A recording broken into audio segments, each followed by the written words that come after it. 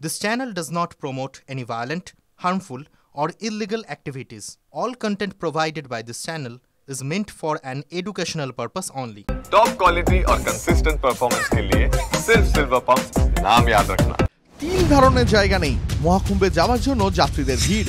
গত শনিবার রাতে নয়াদিল্লি স্টেশনে পদপিষ্টের ঘটনায় মৃত্যু হয়েছে 18 জনের। কেন ঘটলো এই দুর্ঘটনা?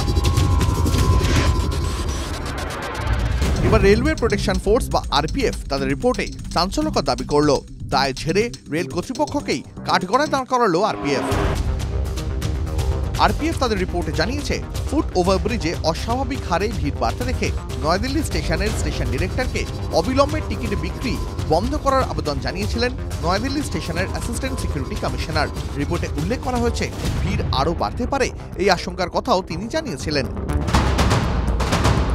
রিপোর্টে এও উল্লেখ করা হয়েছে, প্রয়াগরাজগামী স্পেশাল ট্রেন যাত্রী পূর্ণ হওয়ার সঙ্গে সঙ্গে দ্রুত প্ল্যাটফর্ম থেকে ছেড়ে দেওয়ার আবেদনও জানিয়েছিলেন নয়াদিল্লি স্টেশনের অ্যাসিস্ট্যান্ট সিকিউরিটি কমিশনার। কিন্তু শেষ মুহূর্তে 16 নম্বর প্ল্যাটফর্মের ট্রেন পরিবর্তন করে দেওয়ার কারণেই ঘটে দুর্ঘটনা। রিপোর্টে আরও উল্লেখ করা হয়েছে, ক্রমশ ভিড় বাড়ছে দেখে প্ল্যাটফর্ম নম্বর 12, 13, 14, 15 ও 16 নম্বর প্ল্যাটফর্ম এবং ফুটওভার ব্রিজে অন ডিউটি এবং অফ ডিউটি সমস্ত আরপিএফ কর্মীকে দ্রুত মুভ করার নির্দেশও দেওয়া হয়েছিল। নয়াদিল্লি স্টেশনের পরিচালন ব্যবস্থা এবং নিরাপত্তার সঙ্গে সংশ্লিষ্ট সব সংস্থার ঘটনা সম্পর্কে আলাদা আলাদা রিপোর্ট জমা দেওয়ার নির্দেশ দিয়েছে 2 সদস্য তদন্ত কমিটি। সেই মোতাবেক আরপিএফ এর ইন্সপেক্টর র্যাঙ্কের একজন অফিসার তদন্ত রিপোর্ট জমা দিয়েছেন।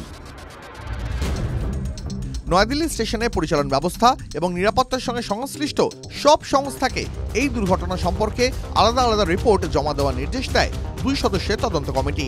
সেই মোতাবেক আরপিএফ এর ইন্সপেক্টর র্যাঙ্কের একজন অফিসার তদন্ত রিপোর্ট জমা দিয়েছেন।